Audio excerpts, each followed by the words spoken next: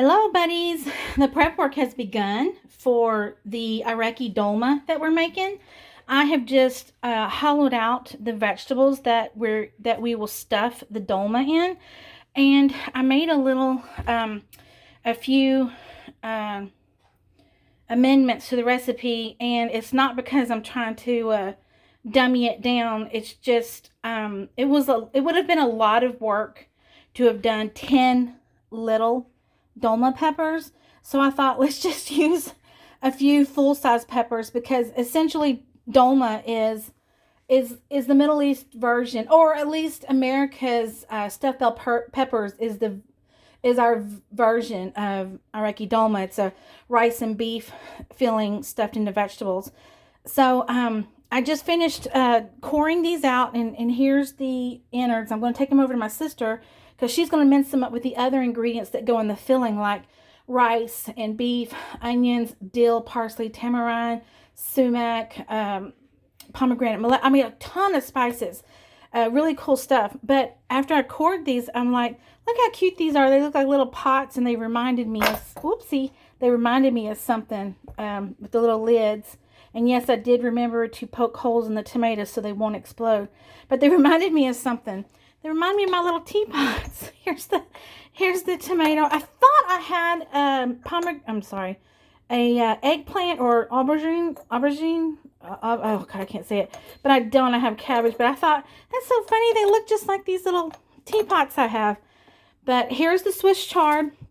The recipe calls for grapevine or vine grape leaves and Swiss chard. But I thought, instead of having two different kinds, I'm just going to double the Swiss chard. I prefer the Swiss chard because once you blanch it in hot water and then it's cooked, it's much easier to bite into, and it's easier to chew. Grape leaves, they're very sturdy in order to keep their shape and keep the filling inside. But then again, in my opinion, to me, it makes it a little bit chewier than I like. So I got more Swiss chard than necessary. And the bottom of the pot is going to be potatoes. And it's not that we're cooking potatoes, although we'll be able to eat them. The potatoes serve a purpose. You use potatoes or pork chops to line the bottom of your pot. And then you start stacking the stuffed vegetables on top of the lining of potatoes. And those potatoes are going to protect those delicate vegetables from getting scorched, overcooked, or what have you. So, and once they sit in here and cook for 45 minutes and all the natural juices come out, then my niece is going to come along and dump in the sauce that goes on top of it to add to it. And it's going to make that